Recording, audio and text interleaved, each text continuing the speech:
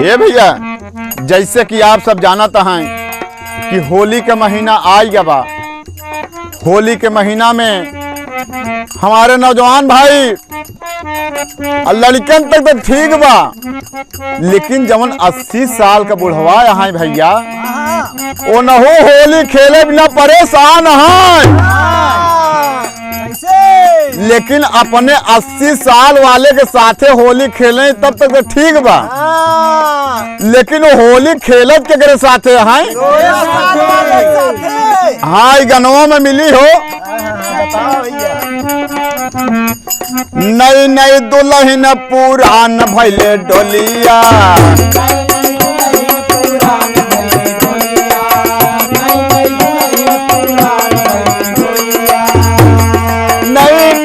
दुल्हन पुरान भैले डोलिया, नई नई दुल्हन पुरान भैले डोलिया, खेले बुढ़ौना पतोहिया संगा होलिया।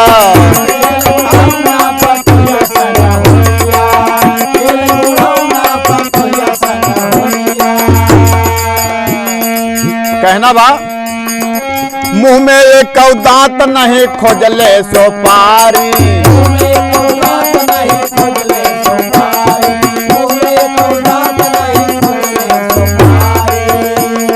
लड़का के आगे खूब झोंकले लाबारी,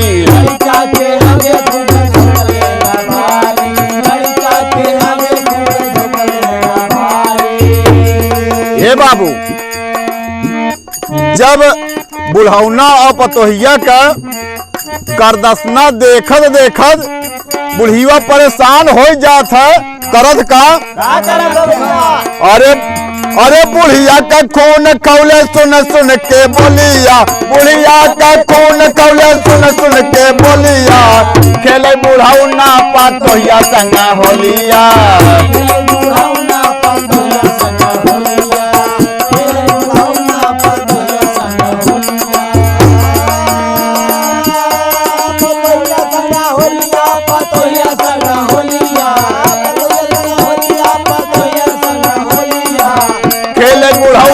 पतोहिया संगा होलिया।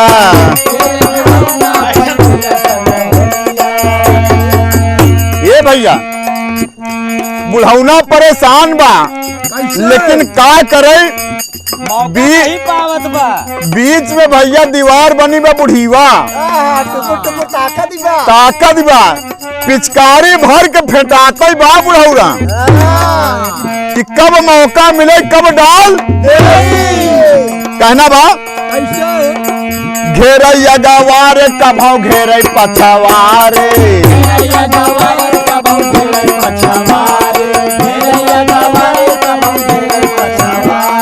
चश्मा के तारे तारे नेबुला निहारे,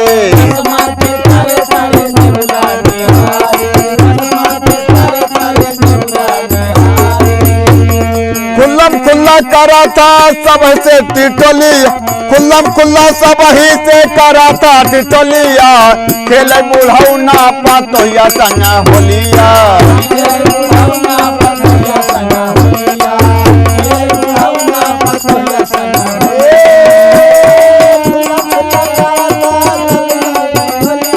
खुल्लम खुल्ला करा था सब से टिटोलिया, खेले बुढ़ौना पतोहिया संगा होलिया।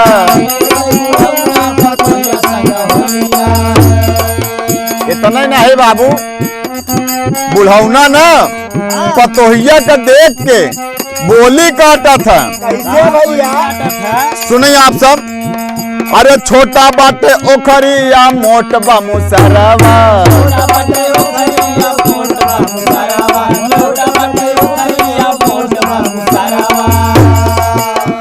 धनवा खुनाई कैसे भस्की मेड़ावा,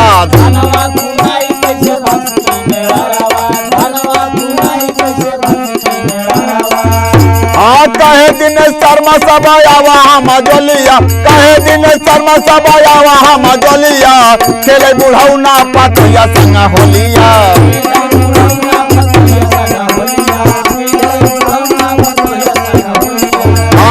नई नई दुल्हन पूरा पुरान भैले डोलिया नई नई दुल्हन पुरान भैले डोलिया खेले बुढ़ौना पतोहिया संग होलिया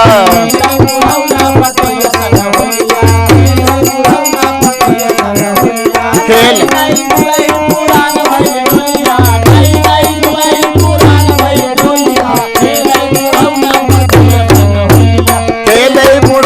पतोहिया संग होलिया खेले बुढ़ौना पतोहिया संग होलिया खेले बुढ़ौना पतोहिया संग होलिया खेले बुढ़ौना पतोहिया संग होलिया।